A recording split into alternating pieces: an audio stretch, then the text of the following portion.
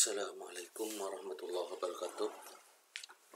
Selamat berjumpa dalam pelajaran akuntansi, yang mana ini adalah mata pelajaran pertama di kelas 12, karena sebelumnya kalian belajar tentang berbagai macam ilmu ekonomi. Sebelum berlanjut, Bapak ucapkan selamat kepada kalian yang sudah berada di kelas 12. Jadikan segala yang baik di kelas 10 dan 11 dalam hal cara belajar untuk dibawa ke kelas 12, bahkan ditingkatkan lagi di kelas 12 supaya mendapat hasil yang lebih baik lagi. Di kelas 12, kalian akan belajar akuntansi, ada akuntansi perusahaan jasa maupun perusahaan dagang. Sebelum lebih lanjut, mari kita simak dulu materi-materi yang sudah kalian pelajari di kelas 10 dan kelas 11. Nah, kali ini Bapak akan memberikan materi tentang pengantar akuntansi, khusus untuk kelas 12 SMA. Nah, Bapak dengan Pak Dayat, Guru Ekonomi SMA Negeri 35 Jakarta. Sekedar untuk mengingat kembali materi yang sudah kalian pelajari di kelas 10-11, baiklah kita memulai kegiatan ini. Mudah-mudahan bermanfaat sebelum kita masuk ke akuntansi itu sendiri. Tapi sebelum memasuki atau mengingat kembali materi yang sudah dipelajari, Bapak akan menyampaikan tata tertib yang harus kalian ikuti selama mengikuti pembelajaran ekonomi di kelas 12 ini.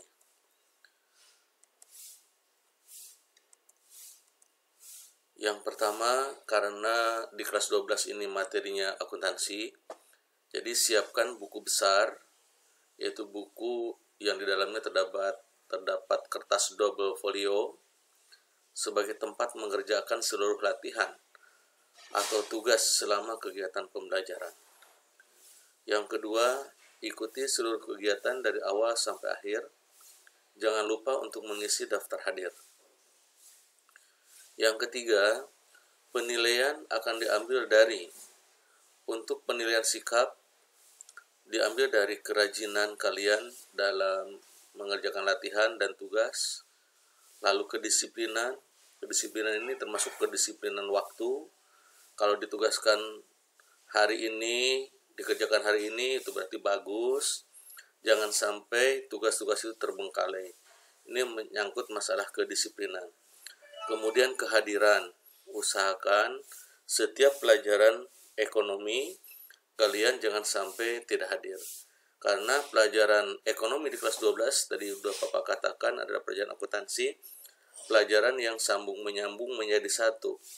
Ketika satu sesi tertinggal, maka kalian akan merasakan kebingungan sendiri karena ada satu tahapan yang bolong, tidak kalian pahami. Karena itu jangan sampai tidak hadir. Kemudian penilaian pengetahuan akan diambil dari tugas-tugas atau latihan yang kalian kerjakan, yang kalian kumpulkan, dari penilaian harian, dari penilaian tengah semester, penilaian akhir semester, atau penilaian akhir tahun, dari tryout maupun dari ujian sekolah. Sedangkan penilaian keterampilan diperoleh dari tugas atau latihan yang masuk, dari praktek, dari proyek yang ditugaskan, maupun dari kumpulan pekerjaan yang disebut dengan portofolio. Berikutnya yang keempat, pilih penanggung jawab mata pelajaran ekonomi di kelas kalian untuk memudahkan komunikasi antara Bapak dengan kalian. Lalu yang kelima, aplikasi yang akan digunakan akan disampaikan melalui wali kelas atau penanggung jawab mata pelajaran ekonomi sebelum kegiatan pembelajaran dimulai. Setiap tugas yang diberikan, mohon dikerjakan dengan penuh kesadaran dan keikhlasan agar menjadi ilmu yang bermanfaat dan barokah. Pekerjaan yang sudah kalian kerjakan atau tugas dan latihan yang sudah kalian kerjakan ditempel di buku besar yang akan dikumpulkan pada saat ada pertemuan tatap muka sebagai tugas portofolio.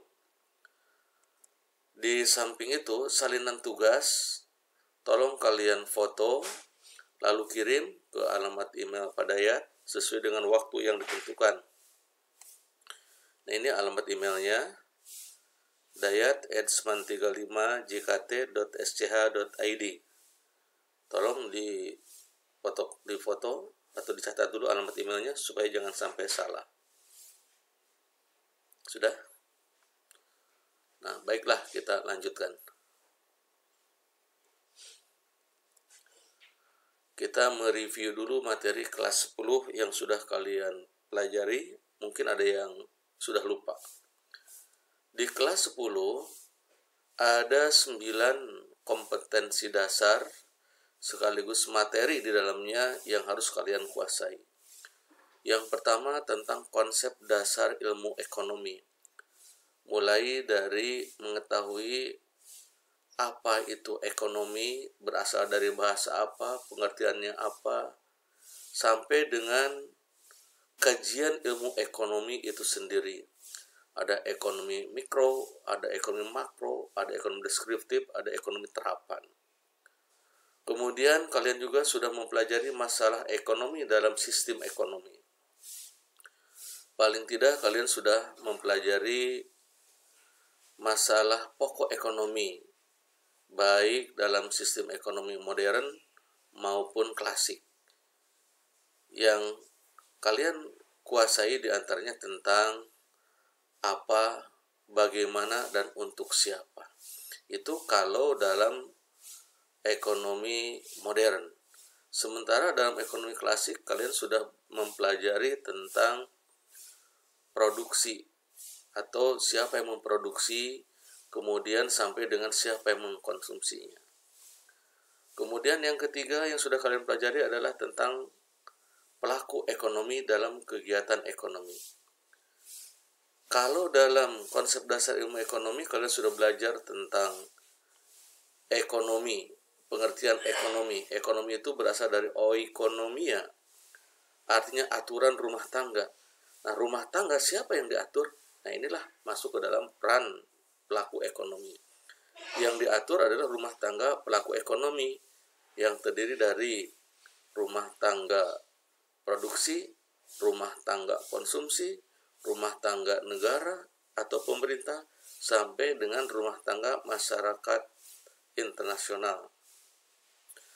Kemudian kegiatan ekonomi.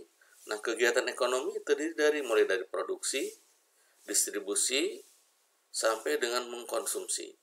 Itu sudah kalian pelajari. Lalu yang keempat tentang keseimbangan pasar dan struktur pasar. Di sini kalian sudah belajar berbagai macam jenis pasar, termasuk di dalamnya kegiatan yang ada di pasar yang terdiri dari permintaan, penawaran. Kemudian kalian juga sudah belajar tentang titik keseimbangan, harga pasar, kemudian jumlah keseimbangan, baik menggunakan kurva maupun menggunakan fungsi matematika. Lalu berikutnya yang kelima, kalian sudah belajar tentang perbankan. Mulai dari bank sentral, sistem pembayaran, sampai dengan alat pembayaran, termasuk di dalamnya tentang uang. Itu nomor 1 sampai dengan nomor 5, ini adalah materi kelas 10 semester ganjil. Berikutnya yang keenam, masuk ke lembaga jasa keuangan dalam perekonomian Indonesia. Di sini ada lembaga yang disebut bank, ada juga lembaga keuangan bukan bank. Kalian sudah pelajari. Yang ketujuh tentang manajemen. Kalian sudah belajar manajemen itu apa, fungsi manajemen, prinsip manajemen, sampai dengan kalian harusnya sudah mempelajari tentang analisis yang ada dalam konsep manajemen. Berikutnya yang ke-8, konsep badan usaha dalam perekonomian Indonesia. Ada badan usaha milik negara, ada milik swasta, ada milik campuran.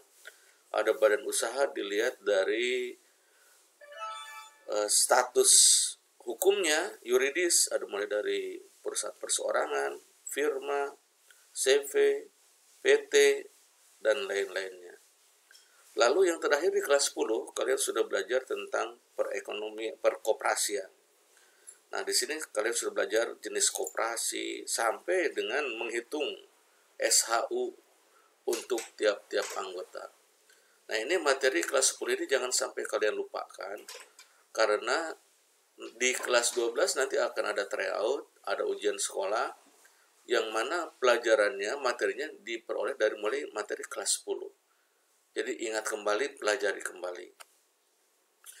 Berikutnya materi kelas 11. Materi kelas 11 juga ada 9 materi pokok yang tergabung dalam 9 kompetensi dasar. Dimulai dari konsep dan metode perhitungan pendapatan nasional. Konsep pendapatan nasional mulai dari gross domestic product, gross national product, sampai dengan personal income. Nah, ini sudah kalian pelajari. Kalian juga sudah mempelajari pendapatan per kapita. Lalu ada metode perhitungan pendapatan nasional. Ada metode atau dengan pendekatan pendapatan, ada metode pengeluaran, ada juga metode produksi. Itu yang pertama. Yang kedua, ada konsep pertumbuhan ekonomi dan pembangunan ekonomi, serta permasalahan dan cara mengatasinya. Nah, ciri-ciri pertumbuhan dan pembangunan ekonomi sudah kalian pahami, sudah kalian pelajari. Begitupun permasalahan dan cara mengatasinya. Jangan sampai lupa. Lalu yang ketiga, permasalahan ketenagakerjaan dalam pembangunan ekonomi. Kalian di sini mempelajari tentang ketenagakerjaan, kemudian pengangguran, termasuk juga cara mengatasinya. Lalu yang keempat, materi indeks harga dan inflasi. Ini kalian pelajari juga, termasuk jenis-jenis inflasi, penyebab inflasi, dan cara mengatasinya. Lalu yang kelima, kebijakan moneter dan kebijakan fiskal. Ini sudah kalian pelajari jenis-jenis kebijakan moneter, fungsinya untuk apa, begitupun kebijakan fiskal. Nah, ini 5 pertama adalah materi kelas 11 semester ganjil. Lalu berikutnya yang ke-6 sampai ke-9 adalah materi kelas 11 semester genap. Mulai dari APBN dan APBD dalam pembangunan ekonomi, perpajakan dalam pembangunan ekonomi. Ini tentunya dalam perpajakan kalian sudah belajar juga bagaimana cara menghitung pajak, minimal pajak penghasilan dan pajak bumi dan bangunan. Lalu yang ke-8, konsep dan kebijakan perdagangan internasional. Ini kalian juga sudah mempelajari apa itu perdagangan internasional, bahkan kalian juga sudah mempelajari tentang kawasan perdagangan bebas. Lalu yang terakhir di kelas 11, kalian mempelajari tentang kerjasama ekonomi internasional. Di dalamnya terdapat bentuk-bentuk kerjasama ekonomi internasional yang bisa saling menguntungkan antar negara yang melakukan kerjasama tersebut. Nah, itu materi kelas 10 dan 11 yang harus kalian kuasai semuanya, karena semua materi ini akan dimunculkan kembali ketika kalian menghadapi tryout maupun ujian sekolah, bahkan nanti ketika kalian mengikuti ujian masuk perguruan tinggi. Nah, baiklah, sekarang kita masuk materi kelas 12. Materi kelas 12 ini, yang pertama tentunya yang akan kita bahas pada pertemuan sekarang sampai dengan 3 pertemuan berikutnya, yaitu materi pertama dari kelas 12. Di materi pertama kelas 12 ini terdapat kompetensi dasar untuk 3.1. 3.1 ini adalah kompetensi dasar untuk pengetahuan. Berbunyi mendeskripsikan akuntansi sebagai sistem informasi. Nah, kalian nanti akan belajar apa itu akuntansi, apa itu sistem informasi, apa juga hubungan akuntansi sebagai sistem informasi. Lalu kompetensi keterampilannya 4.1 yaitu menyajikan akuntansi sebagai sistem informasi. Kalau yang 3.1 ini secara teori 4.1 adalah secara praktek. Kalian menyampaikan apa yang sudah kalian dapatkan dari pengetahuan yang ada. Bisa yang berasal dari buku, dari internet, hasil diskusi, kalian sampaikan. Tentunya penyampaiannya kalau dalam masa PJJ yaitu disampaikan dalam bentuk tugas-tugas yang terstruktur, tugas mandiri yang disampaikan langsung kepada Bapak melalui email. Nah, dari kompetensi dasar tersebut terdapat tujuan pembelajaran. Artinya, setelah kalian mempelajari materi ini, diharapkan, nah kita lihat nih, melalui proses mengamati dan membaca tayangan video, PowerPoint, maupun buku tentang akuntansi sebagai sistem informasi dengan model discovery langsung, di discovery learning. Coba perhatikan, model yang akan kita gunakan adalah discovery learning. Dalam model ini, partisipasi kalian harus dominan. Kalian harus mampu menemukan jawaban sendiri dari permasalahan-permasalahan yang ada. Oleh karena itu, kalian dituntut untuk aktif mencari jawaban dari tugas-tugas yang ada. Karena memang model yang kita gunakan adalah discovery learning. Sementara metode yang digunakan, diskusi. Kalian boleh diskusi dengan membentuk kelompok-kelompok serta melalui penugasan. Nah, ini yang akan kalian hadapi.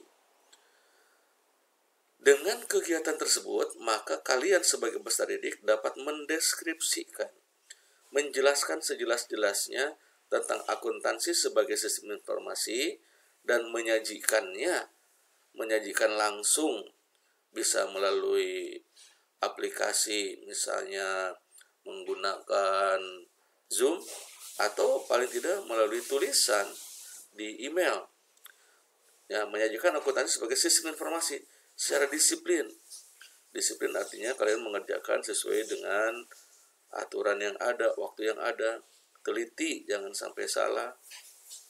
Jujur bahwa yang disampaikan adalah hasil pekerjaan kamu sendiri, serta bertanggung jawab. Ini tentang tujuan pembelajaran dan kompetensi dasar.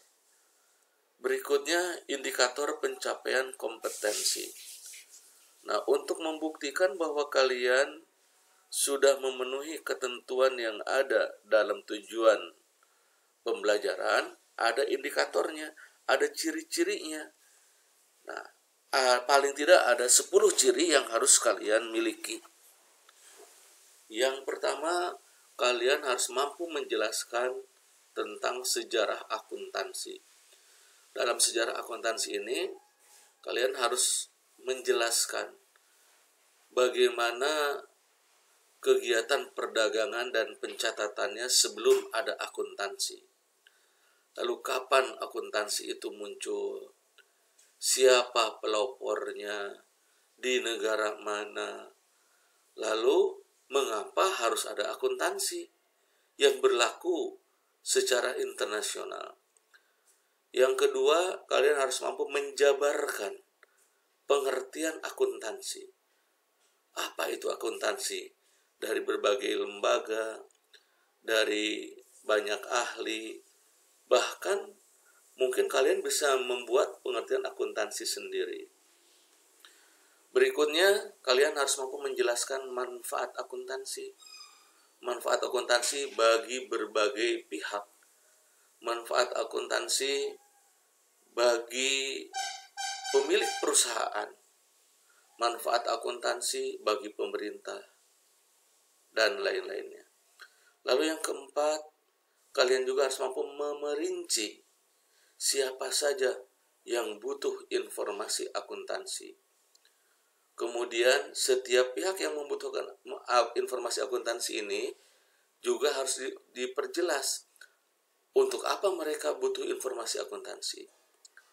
Lalu yang kelima, menjelaskan akuntansi sebagai sistem informasi. Ya, menjelaskan akuntansi sebagai sistem informasi. Lalu yang keenam, mengklasifikasikan karakteristik sistem informasi akuntansi. Jadi, sistem informasi yang bagaimana yang dikatakan yang memiliki kebaikan-kebaikan, atau dengan kata lain yang dimaksud karakteristik ini adalah ciri-ciri sistem informasi akuntansi yang berkualitas. Lalu kalian juga harus meneliti kembali tentang prinsip dasar akuntansi.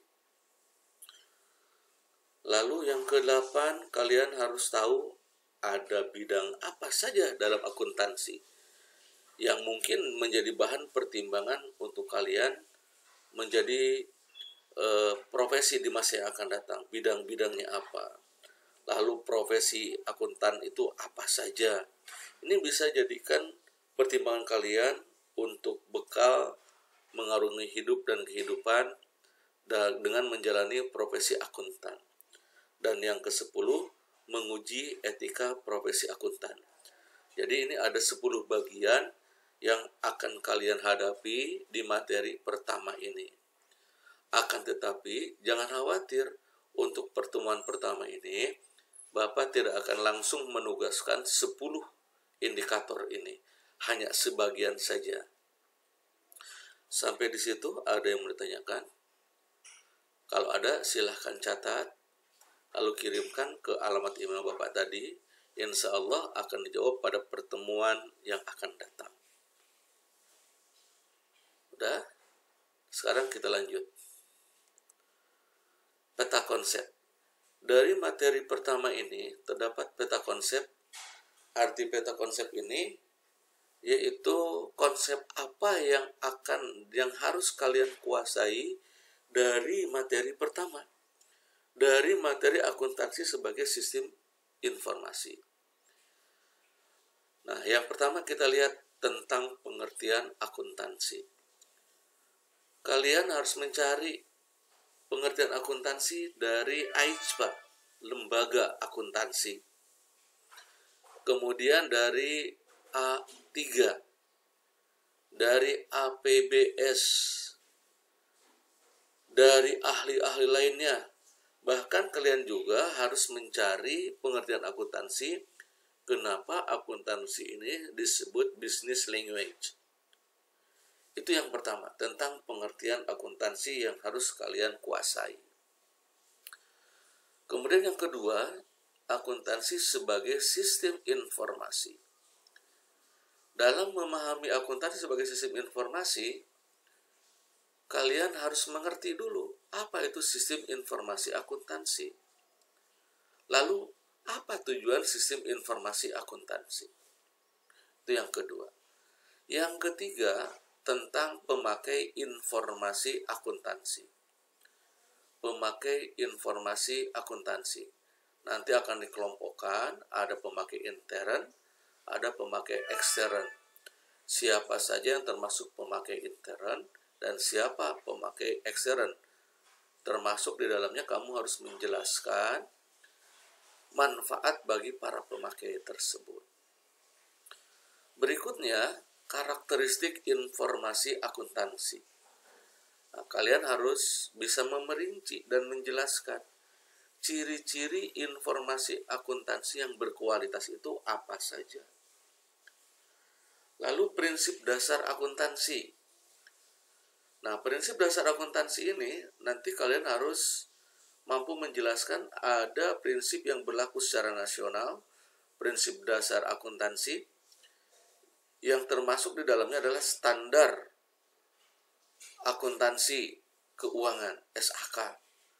Dan kalian juga harus tahu prinsip akuntansi secara internasional yang dikenal dengan IFRS, International Financial Reporting System. Berikutnya yang harus kalian kuasai adalah bidang akuntansi. Ada akuntansi keuangan, ada akuntansi pemeriksaan, ada akuntansi biaya, ada akuntansi manajemen, akuntansi perpajakan, akuntansi anggaran, sampai dengan akuntansi pemerintahan. Itu ilmunya.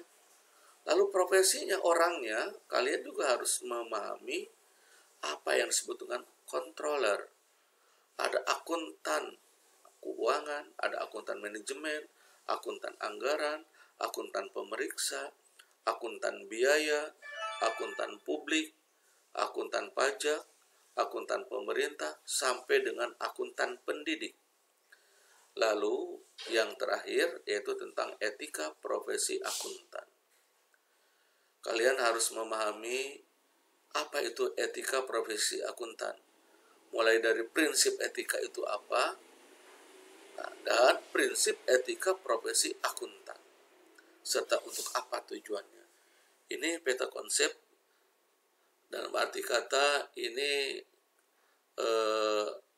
ilmu yang harus kalian kuasai, yang harus kalian pahami setelah mempelajari materi pertama, akuntansi sebagai sistem informasi. Nah, sebagai tindak lanjut dari apa yang Bapak sampaikan, sekali lagi karena model pembelajaran yang kita gunakan adalah discovery learning, maka kalian dituntut untuk lebih aktif. Karena itu ada latihan dan tugas yang harus kalian kerjakan. Jangan lupa kirim ke alamat email Bapak tadi. Nah, tugasnya apa? Silahkan download format yang ada di Google Classroom. Nah, tapi jangan khawatir, bisa saja format ini nanti akan Bapak kirim juga melalui WA Group. Yang penting kalian sudah ada grup WA-nya. Format tentang apa? Yaitu tadi, tentang materi-materi yang ada hubungannya dengan akuntansi sebagai sistem informasi. Nah, kemudian format tadi dikerjakan. Aslinya kalian tempel di buku besar.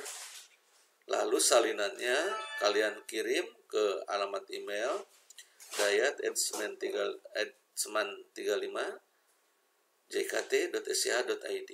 Nah, ini. Nah, tugasnya tidak langsung 10-10-nya.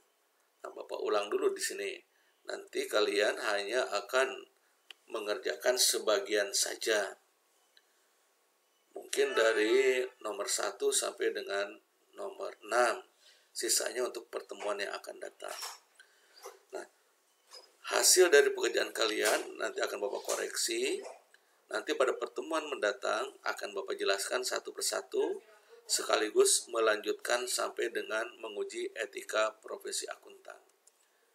Jadi sekali lagi, silahkan bentuk WA Group supaya memudahkan Bapak untuk mengirimkan tugas-tugas yang ada. Sampai di situ, ada yang bertanya, silahkan. Catat pertanyaan Anda, kirimkan ke alamat email Bapak. Ya, demikian paparan untuk pertemuan pertama ini. Mudah-mudahan kalian bisa dengan penuh kesadaran, dengan penuh keikhlasan untuk mengikuti pembelajaran ini.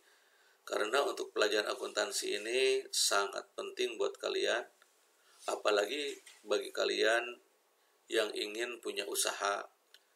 Paling tidak mungkin usahanya usaha dagang, usaha-usaha jasa. Nah, ini sangat penting untuk menyusun laporan keuangan dan bekal kalian untuk hidup dan kehidupan. Demikian, sampai jumpa. Jangan lupa tugas dikerjakan. Wassalamualaikum warahmatullahi wabarakatuh.